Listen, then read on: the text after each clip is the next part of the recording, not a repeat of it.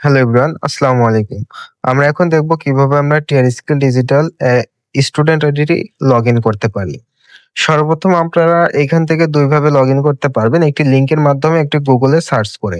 আপনারা যদি নিজেরা রেজিস্ট্রেশন করেন তাহলে নিজেদের ইমেইল আইডি, ফোন নাম্বার এবং পাসওয়ার্ড দিয়ে লগইন করে নিবেন এবং আপনাদের কেউ যদি রেজিস্ট্রেশন করে আইডিটি অ্যাক্টিভ করে দেয় তাহলে আপনাদেরকে সে এরকম একটা ফরমেট দিবে। এই ফরম্যাটে আপনি আপনার ইউজার নেম এবং পাসওয়ার্ড পেয়ে যাবেন। এই ইউজার নেম এবং পাসওয়ার্ড দিয়ে আপনার আইডি লগইন করতে হবে। ইউজার নেম এবং পাসওয়ার্ডটি আপনারা এখানে ক্লিক করে ধরে ইউজার নেমটি কপি করে নিতে পারেন অথবা আপনি এইখানে ইউজার নেমটি এভাবে লিখতেও পারেন। লিখেও আপনি এখান থেকে কপি করে নিতে পারেন। দেখুন এখান থেকে আমি লিখে নিলাম। লিখে আপনি এখান থেকে ক্লিক করে ধরে কপি করে নিতে পারেন। অথবা আপনি যদি নিজের মেইল হয় তাহলে মেইলটাও আপনি সরাসরি বসিয়ে লগইন করতে পারবেন। এখন লগইন করার জন্য আমি এইখানে ওয়েবসাইটের উপরে ক্লিক করতেছি লিংকের উপরে। আপনি এখানে লিংকের উপরে ক্লিক করবেন। লিংকের উপরে ক্লিক করার পর এখান থেকে পেয়ে যাবেন উপরে ৩ টা 3 লাইন।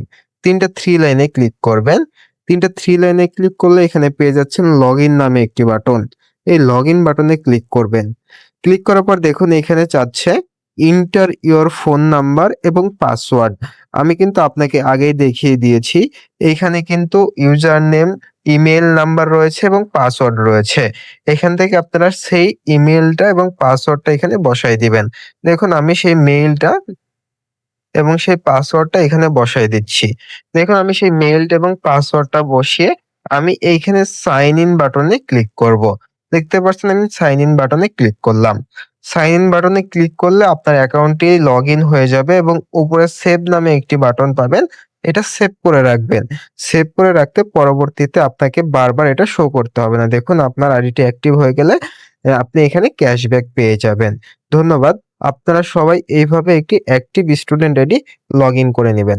ভালো থাকবেন, সুস্থ থাকবেন। আসসালামু আলাইকুম।